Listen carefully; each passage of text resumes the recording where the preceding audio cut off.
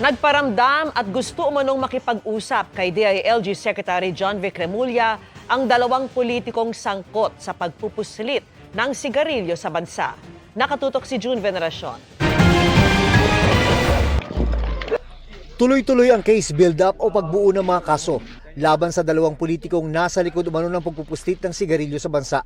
Sunod-sunod na ang operasyon laban dyan kamakailan at bilyong-bilyong pisong halaga ng smuggled na sigarilyo na ang nakukumpiska ng PNP. Pero di pa rin direktang tinutukoy ng Department of Interior and Local Government ang mga sangkot. We're fairly certain na involved yung dalawang, hindi pala Northern, Central Luzon politicians. Papangalanan daw ng Secretary John Vic Remulla ang dalawang politiko kapag natapos na ang case build-up. Pero kahit hindi pa man pinapangalanan, naghanap na raw ng emisaryo ang dalawa para maging tulay kay Remulla. Wala pa ako sinasabi, alam na nila kung sino sila eh, di ba? Anong gusto nila, sir? Through their friends, lumapit na naman sa akin.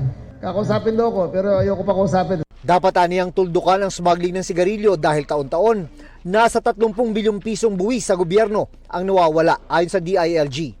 Bukod sa malalaking isda tulad ng mga politiko, may mga operasyon din laban sa maliliit na retailer na nagbebenta ng mga smuggled na sigarilyo. Pasensya na kayo, kung tingin nyo hinahabol namin yung maliliit, hindi po namin yan kailangan habulin. Binibigyan lang namin ng leksyon. We do not intend to prosecute them to the fullest extent of the law.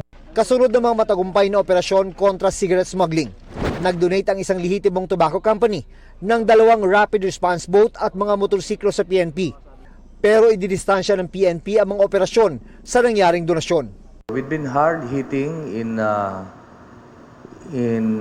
the fight against illicit cigarettes, whether smuggling or the production of these cigarettes. With or without your donation, it is our commitment to pursue these illicit activities. Para sa GMA Integrated News, June Veneracion, Nakatutok, 24 Oras.